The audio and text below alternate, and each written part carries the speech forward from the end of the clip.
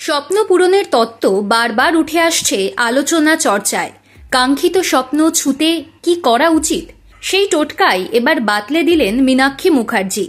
পাড়া, গ্রাম, মফস্বল, শহরতলি থেকে শহর মেয়েদের সামনের সারিতে তুলে আনার কাজ শুরু করেছেন বেশ কিছুদিন ধরে।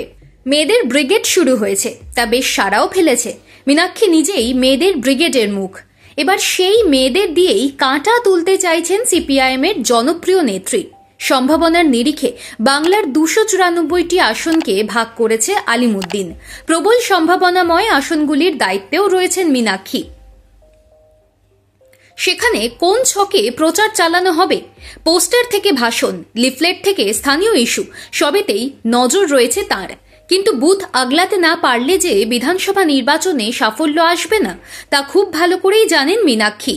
তাই এবার মেয়েদের নিয়েই বুথে বুথে টিম খাড়া করতে চাইছেন তিনি। মেয়েরাই আগলাবেন, মেয়েরাই রক্ষা করবেন, মেয়েরাই উতরে দেবেন বিধানসভা ভোটের লড়াইয়ে।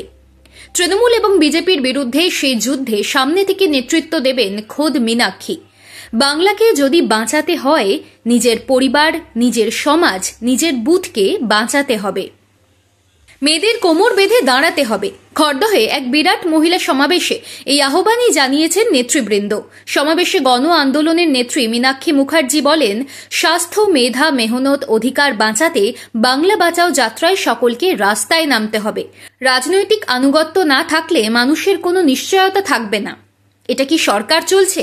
আমার টাকায় আমার ভোটে যে সরকারকে নির্বাচিত করা হয়েছে, তারাই আমাদের উপর বুলডোজার চালাচ্ছে, এটা মেনে নেওয়া যায় না। মহিলা সমিতির উত্তর 24 পরগনা জেলার সম্মেলনের প্রকাশ্য সমাবেশ উপলক্ষে এই বিরাট মহিলা সমাবেশ হয়। দেবলীনা হেমব্রম, মীনাক্ষী মুখার্জি ছাড়াও প্রকাশ্য সমাবেশে অন্যান্য বক্তাদের মধ্যে ছিলেন সমিতির উত্তর 24 পরগনা জেলা সম্পাদক রুনু ব্যানার্জি, মহিলা নেত্রী সোমা দাস, অভ্যর্থনা সমিতির যুগ্ম সম্পাদক দেবজ্যোতি দাস। সমাবেশ পরিচালনা করেন সংগঠনের জেলা সভাপতি যশোধরা বাগচি। মীনাক্ষী সমাবেশে বলেন, বাংলা এবং সমাজকে বাঁচানোর লড়াই করার রূপরেখা তৈরি করেছে মহিলা সমিতি। গণতান্ত্রিক আন্দোলনে আরও বেশি মহিলাকে সামিল করার জন্য কাজের ধারার পরিবর্তন করা হচ্ছে। সমস্যায় জর্জরিত আইসিডিএস, স্বাস্থ্যকর্মী, পঞ্চায়েতের কর্মী, প্রকল্প কর্মীদের নিয়ে সংগঠন করা হবে।